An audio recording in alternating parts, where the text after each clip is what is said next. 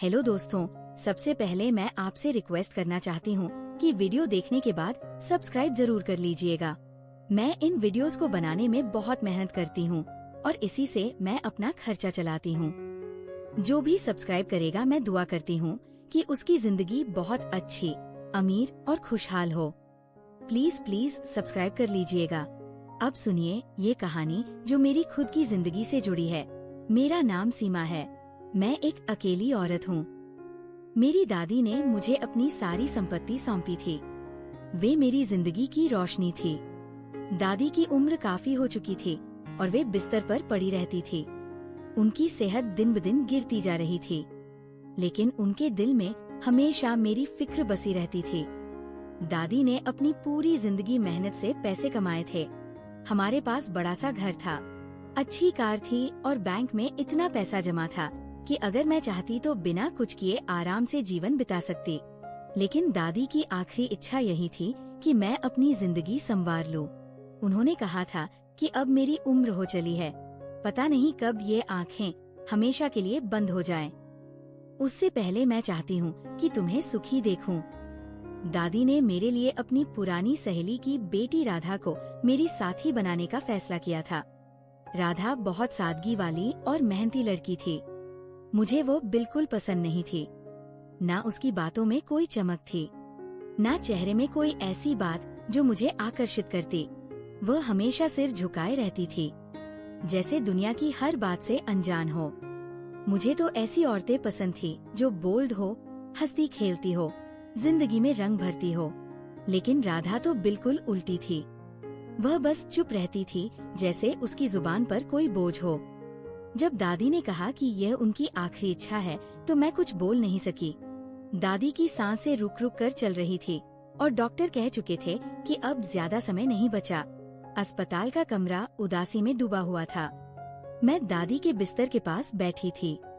उन्होंने मेरी ओर देखा और धीमी आवाज में कहा, बेटी राधा को अपना साथी बना लो। मैं चाहती हूँ कि ये पल देखकर मैं चैन से जाऊं। मैं कुछ कहना चाहती थी, लेकिन मेरी आवाज गले में अटक गई। दादी के कहने पर मैंने हामी भर दी। राधा भी वहीं थी, सादे कपड़ों में सिर झुकाए खड़ी। दादी के बिस्तर के पास हम सब थे। मेरी जुबान जैसे सुन्न हो गई थी। दिल नहीं मान रहा था, लेकिन मैं मजबूर थी। दादी की इच्छा थी। मैंने राधा के साथ दोस्ती का वादा किया और दादी के चेहरे पर एक अजीब सा सुकून आ गया, जैसे उनके दिल का बोझ उतर गया हो। उन्होंने मेरी ओर देखा और कहा, अब मैं शांति से जा सकती हूँ। मैंने उनके हाथ पकड़ लिए, लेकिन वे हाथ धीरे धीरे ठंडे पड़ने लगे और कुछ ही पलों में वे हमेशा के लिए चुप हो गई। उस दिन से मेरे अंदर एक खालीपन भर गया। दादी के जाने के बाद घर सूना हो गया। अब सिर्फ मैं और राधा रह गई थी। वह मेरी साथी बन चुकी थी, लेकिन मेरे दिल में उसके लिए कोई जगह नहीं थी। वो सुबह से शाम तक घर का काम करती, चुपचाप खाना बनाती, सफाई करती, दादी की तस्वीर के सामने प्रार्थना करती और फिर एक कोने में बैठ जाती। वह मुझसे बात करने की कोशिश करती तो मैं टाल देती, क्योंकि मेरे अंदर उसके लिए कोई रुचि नहीं थी। मुझे लगता था जैसे मेरी जिंदगी रुक सी गई है। हाँ, दादी ने सब कुछ संभाल कर रखा था। घर था, कार थी और उनके पेंशन और निवेश के पैसे हर महीने आ जाते थे। लेकिन मैं ये सब छोड़कर कुछ नया करना चाहती थी। मुझे लगता था कि सिर्फ पैसों से जीवन नहीं चलता, उसमें उत्साह होना चाहिए। मैं अब जीवन के मजे लेना चाहती थी। मैंने सोचा कि अब मैं स्वतंत्र हूँ। अब मुझ पर कोई बंधन नहीं। मैं जैसा चाहूँ वैसा जीऊँ। मेरे कुछ दोस्त थे जो अक्सर घर आते। वे सब मेरी तरह खुली सोच वाले थे। उनके साथ बैठकर बातें होती, हंसी मजाक चलता और रातें देर तक गुजर जाती। उन्हीं में से एक ने एक दिन कहा, अब तो राधा तेरे साथ है, अब वो तुझे दोस्तों से मिलने नहीं देगी और कुछ दिनों में तू हमें भूल जाएगी। मैंने हंसकर कहा, ऐसा कभी नहीं होगा। वह लड़की वैसी नहीं है। वह तो मेरी बात पर कुछ कहती ही नहीं। मैंने तो अभी तक उससे ठीक से बात नहीं की। वह घर का काम करती है, खाना बना देती है और अपने कमरे में चली जाती है। मैंने उनसे कहा, कोई मुझे बांध नहीं सकता, मैं तो अब आजाद हुई हूँ। दादी की जिंदगी में मैं उनके आदेशों में बंधी थी। अब ना वे है ना कोई रोकने वाला। अब तो मैं वह सब करूंगी जो दिल चाहता था। जिंदगी को अपने तरीके से जीने का समय आ गया है। ये कहते हुए मेरे दिल में एक अनजानी खुशी थी। मुझे नहीं पता था कि आने वाले दिन मेरी सोच बदल देंगे, लेकिन उस वक्त मैं सिर्फ अपनी स्वतंत्रता का जश्न मना रही थी। जिस तरह दादी ने राधा को मेरे साथ जोड़ा था, वैसा कोई माहौल नहीं था कि कोई कहे अब तुम दोनों साथी हो, साथ रहो। ना कोई खुशी का उत्सव था, ना कोई रंगीन शाम, कुछ भी नहीं था। बस अस्पताल की सफेद दीवारें थी। दादी का कमजोर शरीर था और उनकी सांसें रुक रुक कर चल रही थी। ना मैंने राधा को ठीक से देखा था, ना उसने मेरी ओर नजर उठाई थी। बस एक शांत वादा हुआ था। दादी ने आंखें बंद की और थोड़ी देर बाद दुनिया छोड़ गई। उनके अंतिम संस्कार से लेकर हर रस्म में मैं और राधा अलग अलग रहीं। वह बस चुपचाप हर बात मानती रही, जैसे जीवन ने उससे सब छीन लिया हो। इसके बाद वह मेरे घर आ गई और अब इस बात को पूरा ईगो हो चुका था।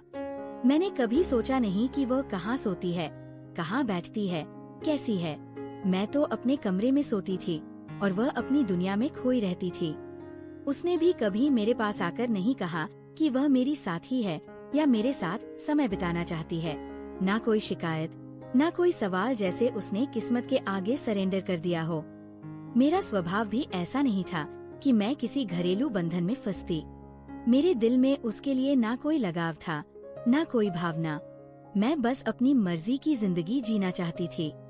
मैंने अपने दोस्तों से भी कह दिया था कि वो घर में है, लेकिन उससे मेरा कोई संबंध नहीं। वह बस खाना बनाती है और घर संभालती है, बस इतना ही रिश्ता है। मैंने इसका पूरा फायदा उठाया। जब भी दोस्त आते, मैं उससे सबके लिए खाना बनवाती। कभी साधारण भोजन, कभी स्पेशल व्यंजन, कभी चाय। हर 5 मिनट में कुछ ना कुछ आदेश देती। चाय बना दो, सब्जी गर्म कर दो, पानी लाओ, और वह चुपचाप सब कर देती। मैंने उसके चेहरे पर कभी गुस्सा नहीं देखा, ना उसने कुछ कहा जैसे उसकी आवाज ही बंद हो गई हो। वह बस मेरे आदेश सुनती और पूरा करती। एक दिन मैं अपने दोस्तों के साथ बैठी थी। हम सब बातें कर रही थी। उस दौरान वो किचन में चाय बना रही थी। मैंने उसकी आवाज नहीं सुनी। शायद वो बार बार कह रही थी कि चाय तैयार है, आकर ले लो। लेकिन दोस्तों की बातों में मुझे सुनाई नहीं दिया। थोड़ी देर बाद वो खुद चाय लेकर आई, हमेशा की तरह खामोश। उसने ट्रे टेबल पर रखी और हकने लगी। मेरे दोस्तों की नजरें उस पर टिक गई। वह सादे कपड़ों में थी, सिर पर दुपट्टा, चेहरे पर शांति और खामोशी। उसके जाते ही कमरे में सन्नाटा छा गया। फिर एक दोस्त बोली, तेरी साथी देखने में ठीक है? मैंने हंसकर कहा, हाँ देखने में ठीक है, लेकिन बस साधारण है, अनपढ़ है, गांव की सीधी औरत है। मुझे ऐसी औरतें पसंद नहीं। लगता है इनके साथ जीवन का मजा खत्म हो जाता है। ये कुछ बोलती ही नहीं, बातों में कोई रस नहीं। मैंने ये बात मजाक में कही तो एक दोस्त ने हंसकर कहा, अगर तुझे अच्छी नहीं लगती तो हमें दे दें। मैं चौंक कर बोली, क्या मतलब दे दूं? क्या कोई सामान है? सब जोर से हंसने लगी, लेकिन उनकी हंसी में एक छिपा मतलब था। एक बोली, अरे मजाक नहीं, बस एक मौके के लिए, बदले में जितने पैसे चाहे ले लें। एक पल के लिए मैं चुप हो गई। उनकी बात बुरी लगी और नहीं भी। बुरी इसलिए कि वे मेरे रिश्ते की बात कर रही थी, और अच्छी इसलिए नहीं लगी क्योंकि लगा मजाक है। उनके लहजे में हंसी थी, लेकिन वे बार बार वही बात दोहराने लगी। एक बोली, सोच ले, हम अच्छे पैसे देने को तैयार हैं। एक तरफ सबकी हंसी थी, दूसरी तरफ मैं सोच रही थी कि मैं किस रास्ते पर आ गई हूँ। मेरी जिंदगी कहाँ जा रही है? मेरे अंदर सवाल गूंज रहा था। क्या मैं इतनी गिर गई हूँ कि अपनी विश्वास की साथी को भी बेच सकती हूँ? फिर मैंने खुद से कहा, ये कौन सी मेरी साथी है? मैंने तो उसे कभी साथी माना ही नहीं। मैंने तो उसे नौकरानी जैसा रखा है। मैं सोचने लगी कि अगर दोस्तों की बात मान लूँ तो क्या होगा? उस लड़की का कोई परिवार नहीं था, ना माँ बाप, ना भाई बहन जो पूछें। वह तो मेरे घर में छाया जैसी रहती थी। खाना बनाती, काम करती और चुपचाप कमरे में जाती। मैंने मन में सोचा कि मैंने उसे साथी नहीं बल्कि सेविका बनाया है। उसका अस्तित्व मेरे लिए बस इतना है कि वह मेरे आदेश पर काम करे और मेरे दोस्तों के सामने मेरी प्रतिष्ठा बढ़ाए। मेरे दिमाग में लालच ने जाल बिछा दिया। मेरी अक्ल फंसती गई। मैं खुद से कहने लगी कि जब मैं इतना पैसा खर्च कर रही हूँ तो उसे कहीं से तो लाना होगा। दादी की पेंशन और निवेश से मेरी फिजूल खर्ची ज्यादा दिन नहीं चलेगी। खर्चे बढ़ते जा रहे थे। दोस्तों के साथ घूमने फिरने का शौक ऐसा लगा कि बिना उनके दिल नहीं लगता। मेरे सारे दोस्तों के घर व्यस्त थे। किसी के बच्चे, किसी की सास, ससुर, कोई संयुक्त परिवार में, लेकिन मेरा घर खाली था। ना दादी, ना कोई पूछने वाला। इसलिए मेरा घर उनके लिए मिलने की जगह बन गया और मुझे भी उन बैठकों की आदत पड़ गई। हंसी-मजाक, बातें, बिना फिक्र की शामें, बिना इनके अब समय नहीं कटता। एक दिन मैंने फैसला कर लिया, देखती हूँ ये कितने पैसे देती है। मैंने कहा ठीक है, बताओ कितने दोगी। वे 5 थी और अमीर घरों से। उन्होंने कहा हम 50 से 50 देंगे। मैं हंसी और बोली नहीं। अगर कोई आम साथी होती तो मान जाती, लेकिन वो दादी की पसंद है। चाहे दिल से ना हो, लेकिन नाम पर है। वे एक दूसरे को देखकर हंसने लगी। फिर एक बोली, चल 1 लाख दे देती है। मैंने देखा और कहा 1 लाख दो और अगली 2 बैठकों का खर्च भी तुम्हारा। उन्होंने तुरंत कहा मंजूर है। मेरे अंदर तूफान उठ रहा था। विवेक की आवाज दब चुकी थी, लेकिन लालच हद पार कर चुका था। मैंने कहा लेकिन ये काम यहाँ नहीं होगा। मेरे घर में कोई देख लेगा, बात फैल गई तो समस्या हो जाएगी। वे बोली ठीक है, हम कोई जगह तय कर लेंगी। फिर उन्होंने शहर के किनारे एक सस्ता गेस्ट हाउस बताया। रात के समय मैंने राधा से कहा मेरे साथ चलो। उसने बिना पूछे सिर हिला दिया। दुपट्टा सिर पर रखे मेरे पीछे चली। मैंने कार चलाई और हम गेस्ट हाउस पहुँचे। वहाँ अंधेरा था, बाहर कोई रौनक नहीं। मैंने कहा तुम अंदर जाकर बैठो, मैं आती हूँ। वो अंदर गई और कोने में बैठ गई। मैंने उसके चेहरे को देखा। वो खामोश थी, जैसे कुछ अंदाजा ना हो। मैंने मन में कहा क्या फर्क पड़ता है, उसके लिए सब एक समान है। मैं बाहर आई, मेरे दोस्त बाहर खड़े थे। उनके चेहरों पर अजीब खुशी थी।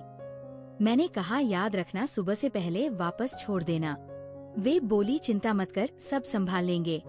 मैंने सिर हिलाया और कार में बैठकर घर आ गई। रास्ते भर दिल में बोझ था, लेकिन पैसों का ख्याल आते ही हल्का हो गया। मैं खुद को समझाती रही कि अब कुछ दिन आराम से गुजरेंगे। 5 लाख कमाना आसान नहीं।